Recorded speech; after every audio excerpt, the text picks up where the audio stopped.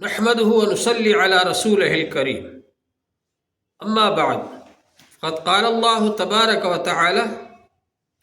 Income لتأتون الرجال شہوة من دون النساء بل انتم قوم مسرفون۔ محترم حضرات، اللہ جل شانہ نے انسان کو پیدا فرمایا اور اس کے اندر صلاحیتیں رکھی۔ ان میں سے ایک صلاحیت اس کے اندر یہ ہے کہ اس میں جنسی خواہش رکھی اللہ جل شانہ نے، اور انسانوں میں سے مردوں کو بھی بنایا اور عورتوں کو بھی بنایا۔ اللہ تعالیٰ نے جوڑے جوڑے بنائے۔ ومن آیاتہ ان خلق لکم من انفسکم ازواجا، اللہ کی قدرت کی نشانیوں میں سے یہ ہے کہ اللہ تعالیٰ نے تمہیں میں سے تمہارے جوڑے بنائے۔ اللہ تعالیٰ نے انسان کے اندر فطری طور پر یہ جذبہ رکھا، مرد عورت کی جانب مائل ہو اور عورت مائل ہو مرد کی جانب۔ جنسی میلان رکھا اللہ تعالیٰ نے، عورت کے اندر یہ جذبہ رکھا کہ وہ مرد کی جانب مائل ہو، اور مرد کے اندر یہ جذبہ رکھا کہ وہ عورت کی جانب مائل ہو۔ اور اللہ جل شانہ نے انسان کے اندر جو جنسی جذبہ رکھا ہے، جو شہوت رکھی ہے، اس کا سکون، عورت کا سکون مرد میں رکھا اور مرد کا سکون عورت میں رکھا۔ یہ اللہ تعالیٰ نے ایک نظام بنایا، یہ انسان کی فطرت ہے۔ لہٰذا انسان فطری طور پر مرد عورت کی طرف مائل ہوتا ہے اور عورت مرد کی طرف مائل ہوتی ہے، لیکن اللہ تبارک و تعالیٰ نے اس کا ایسا نظام بنایا کہ اپنی جنسی خواہش کو جائز طریقے سے پوری کرو، اور ناجائز طریقے سے جنسی خواہش پوری کرنے سے منع فرما دیا۔ اس وجہ سے اللہ تعالیٰ نے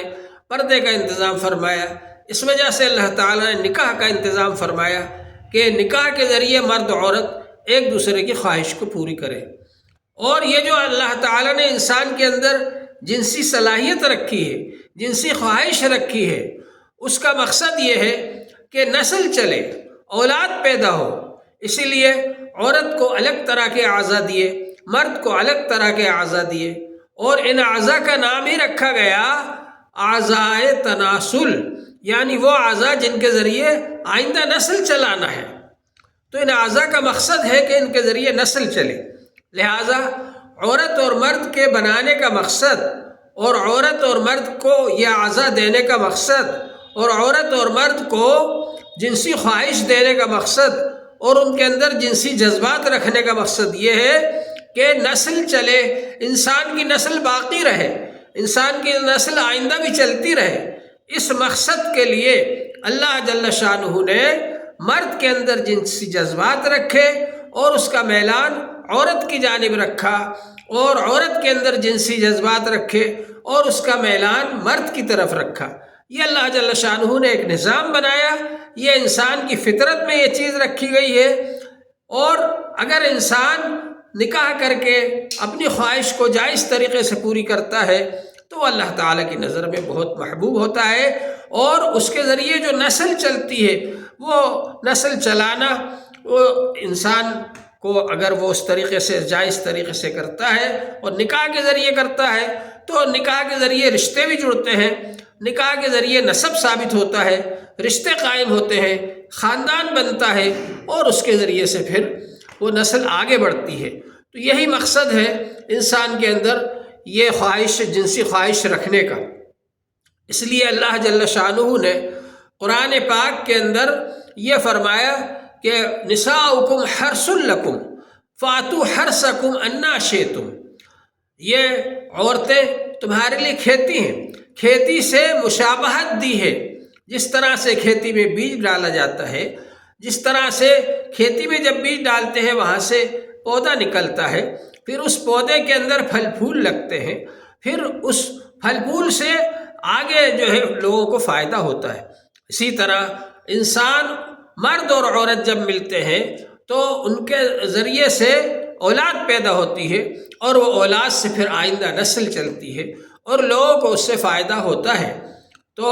اللہ جل شانہ نے ایک نظام بنایا، اور حتیٰ کہ ماہواری کے اندر حیض کی حالت میں، جبکہ اگر انسان مرد اور عورت قریب آئیں گے اور ملیں گے تو اس کے ذریعے اولاد پیدا ہونا مشکل ہے، اس لیے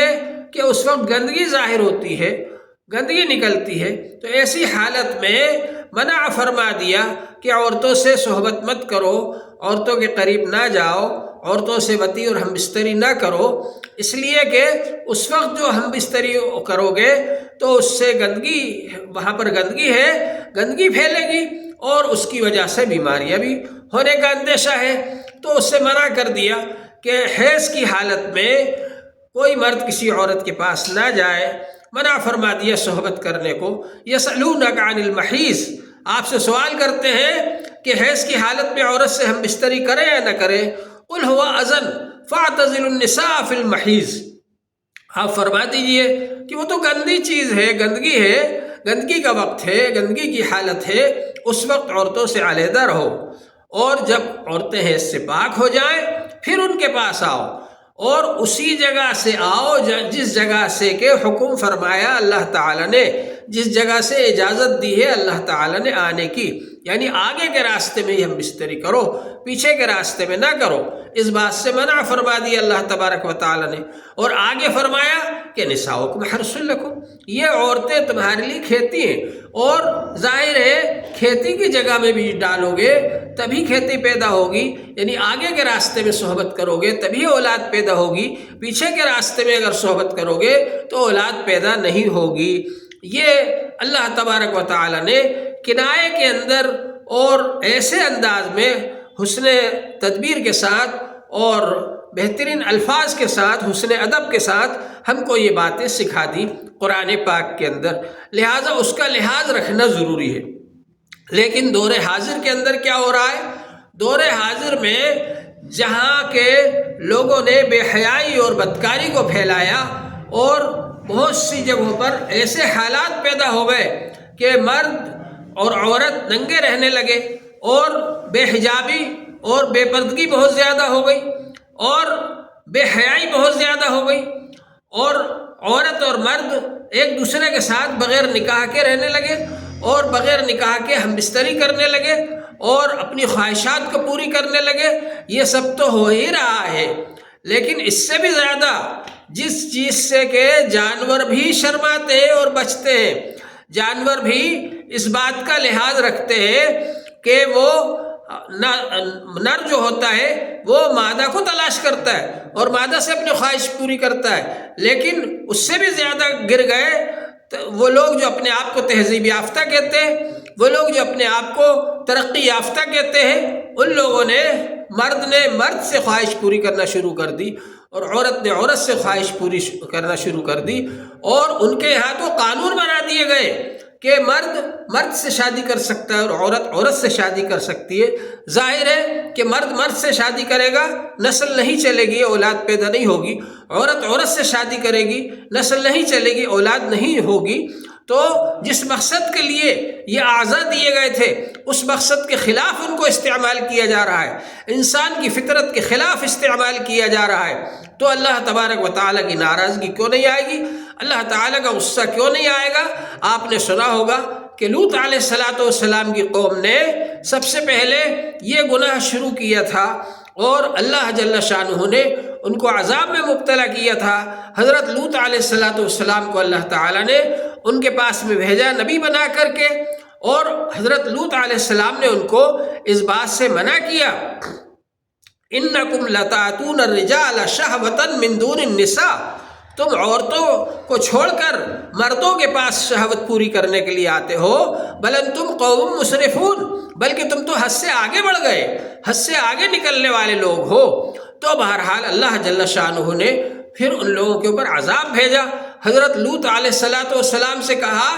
کہ جو وقت ہم بتا دیں اس وقت راتوں رات آپ یہاں سے نکل جائیں، اور آپ پر جو ایمان لائے ہیں ان کو بھی ساتھ لے جائیں۔ تو صرف حضرت لوط علیہ السلام کے گھر والے ہی مسلمان ہوئے تھے، اور ان میں بھی آپ کی بیوی مسلمان نہیں تھیں، بلکہ وہ آپ کی بیوی ہونے کے باوجود وہ کافروں کو خبردار کیا کرتی تھی، بتلایا کرتی تھی کہ اب آپ کیا کرنے والے ہیں اور کیا مشورہ ہونے والا ہے۔ تو اس کی وجہ سے اللہ جل شانہ نے ان کی بیوی کو بھی ان لوگوں میں شامل کر دیا جن پر عذاب نازل ہوا تھا، اور اللہ تبارک و تعالی نے ان کو نجات دی، اور ان کی 2 بیٹیاں جو مسلمان ہو گئی تھیں ان کو اللہ تعالی نے نجات دی۔ تو اللہ تبارک و تعالی نے فرمایا کہ ہم نے ان کے اہل کو نجات دی، نجیناہ واہلہ، ہم نے ان کو اور ان کے گھر والوں کو نجات دی، الا امرأتہ کانت من الغابرین، لیکن ان کی بیوی وہ پیچھے رہ جانے والوں میں سے تھی۔ اللہ تعالیٰ نے فرما دیا تھا کہ جب ہم نکلنے کا کہہ دیں تو یہاں سے چلے جانا راتوں رات، اور پیچھے پلٹ کر نہ دیکھنا، اس لیے کہ پیچھے قوم پر عذاب آئے گا۔ اور جب عذاب آ رہا تھا، پتھر برس رہے تھے، ان کی بیوی نے پیچھے پلٹ کر دیکھا، اللہ جل شانہ نے ایک پتھر بھیجا اور وہ ان کی بیوی کو لگا اور وہ ختم ہو گئی، پیچھے رہنے والوں میں سے ہو گئی، کیونکہ وہ ان سے ملی ہوئی تھی کافروں سے۔ بہرحال اللہ جل شانہ نے حضرت لوط علیہ السلام کو اور ان کی بیٹیوں کو نجات عطا فرمائی، کیونکہ وہ مسلمان ہوئے تھے، ایمان والے تھے۔ اللہ تبارک و تعالی نے ان کو نجات عطا فرمائی، اور ان کی قوم کے اوپر اللہ جل شانہ نے عذاب نازل فرمایا۔ ایک عذاب تو یہ آیا فاخذتہم الصیحۃ، ایک چنگھاڑ ایک زور کی چیخ آئی، اور اس کی وجہ سے وہ لوگ ان کے دل دہل کر رہ گئے۔ اور ایک عذاب ان پر یہ آیا، اللہ تعالی نے فرمایا کہ فجعلنا عالیہا سافلہا، ہم نے اس بستی کو پلٹ دیا، جبرائیل علیہ السلام کو حکم دیا اور وہ آئے اور انہوں نے بستی کو اٹھایا اور اٹھا کر کے اس کو پلٹ کر کے نیچے پٹک دیا۔ تو اس طرح سے ان کو پلٹ دیا گیا، کیونکہ وہ لوگ اللہ کے حکم کو پلٹتے تھے، اللہ کے نظام کو پلٹ رہے تھے، اللہ تعالیٰ نے ان کی بستی کو پلٹ دیا۔ اور ایک عذاب ان پر یہ آیا کہ اللہ تبارک و تعالیٰ نے فرمایا فَإِذَا جَاءَ أَمْرُنَا، جب ہمارا حکم آیا، اللہ تعالیٰ کا فَلَمَّا جَاءَ أَمْرُنَا، جب ہمارا حکم آیا، یعنی اللہ تبارک و تعالیٰ کا حکم آیا، فَجَعَلْنَا عَالِيَهَا سَافِلَهَا، تو ہم نے اس کے اوپر کے حصے کو نیچے کر دیا، وَأَمْطَرْنَا عَلَيْهَا حِجَارَةً مِّن سِجِّيلٍ مَّنضُودٍ مُّصَوَّمَةٍ، تو ہم نے ان کے اوپر تہ بتے پتھر برسائے جو کہ نشان لگے ہوئے تھے، ان پر نشان تھے، ان پر نام لکھے ہوئے تھے، فلاں فلاں کو یہ پتھر جا کر کے لگے گا۔ اللہ تعالیٰ نے ان پر پتھر کی بارش کر دی اور تہ بتے وہ پتھر نیچے جمع ہو گئے۔ اللہ تبارک و تعالیٰ نے قوم لوط کے اوپر یہ عذاب نازل فرمایا اور اپنا غضب نازل فرمایا، اور آج بھی وہ سمندر جس کو بحر لوط کہا جاتا ہے یا بحر میت کہا جاتا ہے، اس میں کوئی چیز زندہ نہیں رہتی، وہ سمندر آج بھی اس بات کی نشانی ہے کہ اللہ تبارک و تعالی نے کس طرح سے قوم لوط کے اوپر عذاب نازل فرمایا تھا۔ تو بہرحال میں عرض یہ کر رہا تھا کہ یہ لوگ جو بے حیائی اور بدکاری کو پھیلا رہے ہیں، جس طرح سے مرد کا عورت سے زنا کرنا یہ ناجائز ہے، حرام ہے، اس وجہ سے کہ نکاح کے ذریعے اگر شہوت پوری کی جائے گی تو حسب و نسب بھی ثابت ہوگا اور خاندان بنے گا، رشتے ثابت ہوں گے، اور اس کے بغیر یہ سب کچھ نہیں ہوگا، گویا کہ حرام کی اولاد پیدا ہوگی، اور اللہ کے مقصد کے خلاف یہ کام۔ اور اس سے بھی زیادہ برا اور اس سے بھی زیادہ خراب کام یہ ہے کہ مرد کے ساتھ میں شہوت پوری کرے یا عورت کے ساتھ میں شہوت پوری کرے۔ بعض ملکوں کے اندر اس کا قانون بنایا جا رہا ہے کہ مرد سے شادی کر سکتا ہے، عورت سے شادی کر سکتی ہے۔ ایسی حالت میں تو آئندہ نسل چلے گی ہی نہیں، اور ان اعضاء کو جو نسل چلانے کے لیے ہے، اعضائے تناسل ہے، ان کو ان کے مقصد کے خلاف استعمال کیا جا رہا ہے اور نسل کو برباد کیا جا رہا ہے، تو ظاہر ہے کہ اللہ جل شانہ اس بات کو کیسے برداشت کر سکتے ہیں؟ یہ بہت بڑا گناہ ہے، اس سے بچنا ضروری ہے، اور اس بات کی کوشش ہونا چاہیے کہ ہمارے ہندوستان میں یہ چیز نہ پھیلے، اور جہاں اور اس کے بہت سارے نقصانات ہیں، وہاں ایک نقصان یہ بھی ہے کہ ایڈز جیسی خطرناک بیماری اس سے پیدا ہوتی ہے، جو کہ جان لیوا بیماری ہے، اور اس میں انسان کے بچنے کا امکان نہیں رہتا، اور متعدی بیماری ہے۔ تو اس بیماری سے بچنے کے لیے بھی، اور اللہ کی رضا حاصل کرنے کے لیے بھی، اور انسانوں کی انسانیت کو باقی رکھنے کے لیے بھی، اور اسلام کی اور شریعت کی حفاظت کے لیے بھی، اور اپنے دین کی حفاظت کے لیے بھی یہ ضروری ہے کہ اس گناہ سے بچا جائے۔ اللہ جل شانہ ہم سب کو اس کی توفیق عطا فرمائے۔ وآخر دعوانا ان الحمد للہ رب العالمین.